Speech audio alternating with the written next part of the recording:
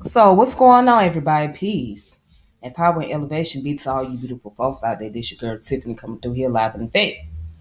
So today, this is not going to be my usual video, but I want to give you some references as far as like authors that you guys can look into.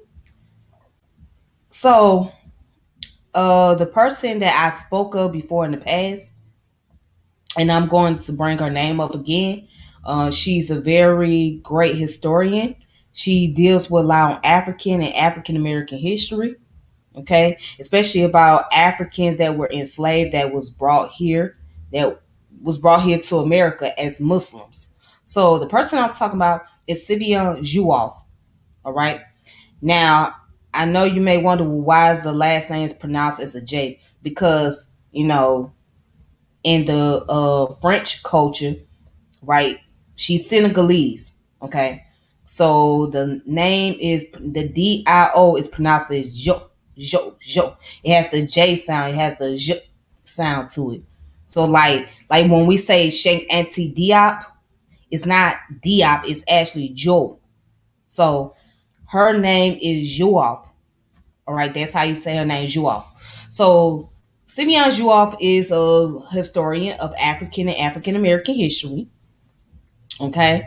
And so I recommend people to read a lot of her materials if you really want to get a thorough understanding of African history. Okay. So I'm going to give you guys a little bit of her biography. All right. You can go to this website that I found.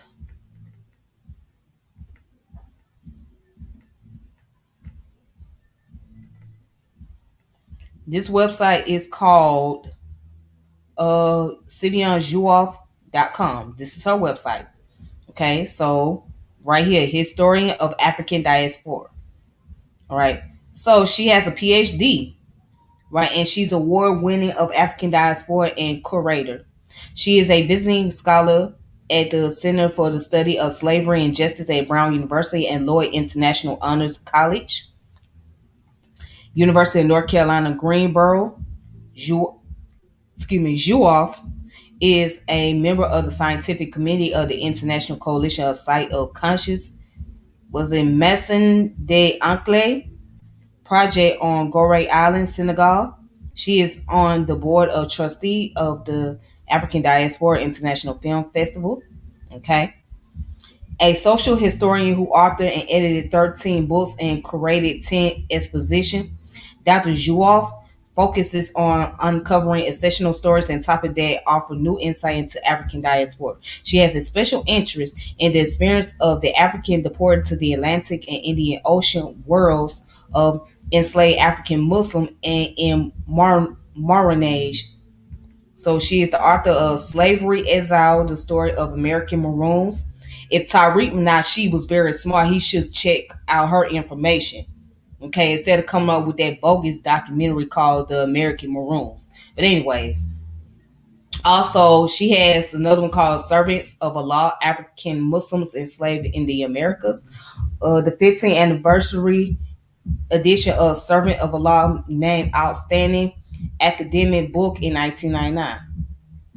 Okay, and was released in 2013.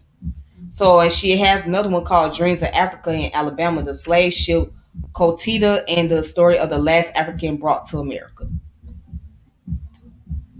Okay, and so she's the editor of Black Power 50, Fighting the Slave Trade, West African Strategy, In Motion, the African American Migration Experience.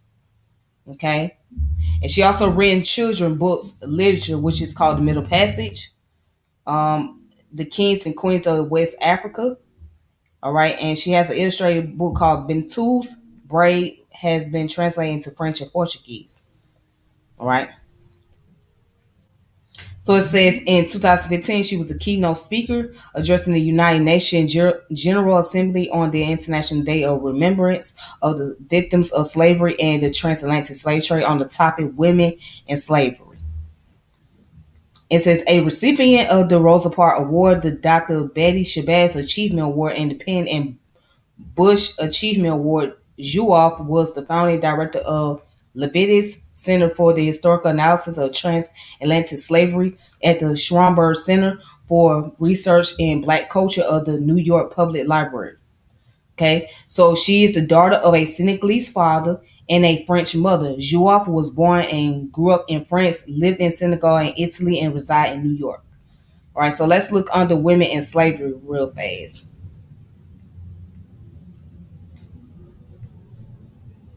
Okay, so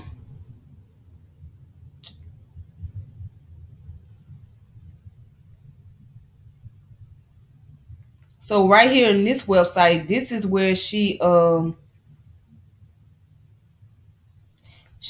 is the article where she wrote about remembering the women of slavery. So right here on this website, she said, since my graduate school days in Paris, I have been researching and writing and talking about the slave trade and slavery. On March 25th, I had the honor of doing the latter during the International Day of Remembrance of the Victim of Slavery and the Transatlantic Slave Trade. So she said, I gave the keynote address on women and slavery to the UN General Assembly. Here was what I wanted people to know and remember.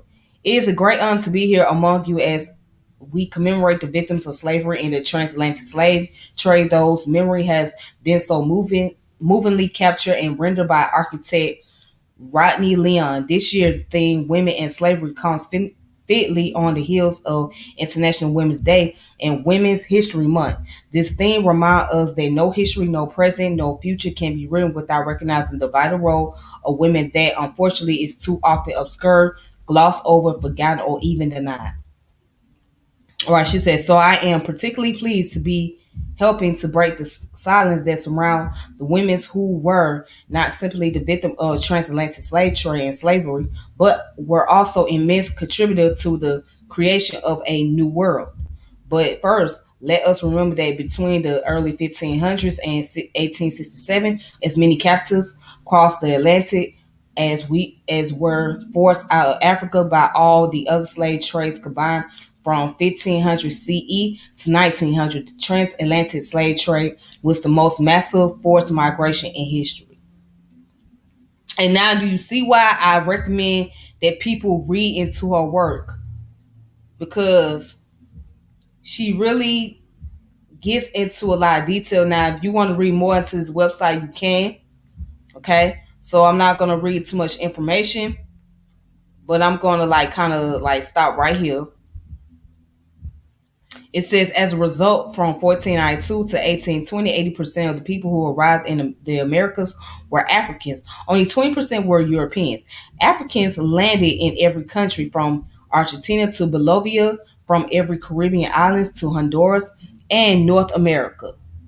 The African skills, knowledge, and work transformed the land. They mined and cultivated the riches of the continents. They built cities and towns and fought for their freedom and the independence of the countries that enslaved them. All the while developing new cultures, new languages, new religions, new people. Female represent 30% of the population who survived the Middle Passage. Okay? So she says, we know that most deported Africans were between the ages of 15 and 30. What it means is that majority of the women who boarded the slave ships were married and had children. It was the case for many men too. These women were not only daughters and sisters then, but they were also wives and mothers, leaving husband and young children behind or seeing them embark on another ship. The sheer agony at being so brutally separated from the family that had loved them, uprooted from their community forever, can never be adequately described. And it often was expressed without words. On the slave ship, one surgeon explained men and women showed signs of extreme distress and despair from a feeling of their situation at being torn from their friends and connection.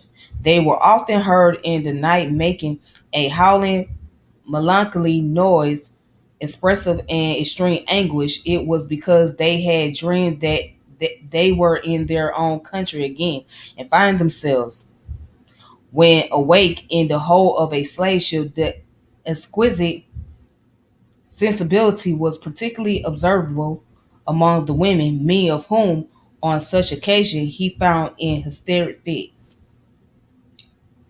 All right.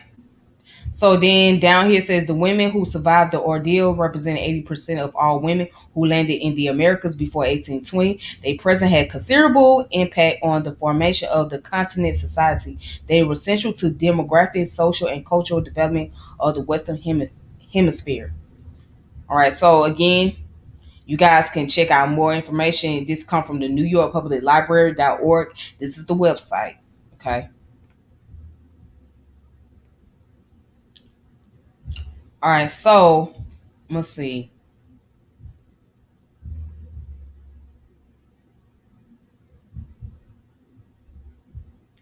And of course, you can check her out on Wikipedia. And I will show you guys the list of books. Um,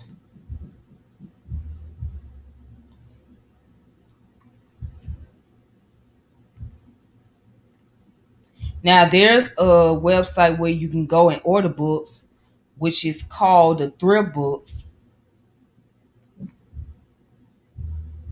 So the thriftbooks.com, right, is where you can find books that are, pretty cheap or, you know, things like that. So here's the list of the books here. So far, the books that she has written: Fighting Off the Slave Trade, Growing Up in a Crawfish Country, In Motion, the African American, Growing Up in Slavery, Servant of Allah, African Muslim, Dreams of Africa in Alabama, the Slave. Okay, here's the books. Y'all should be able to check them out.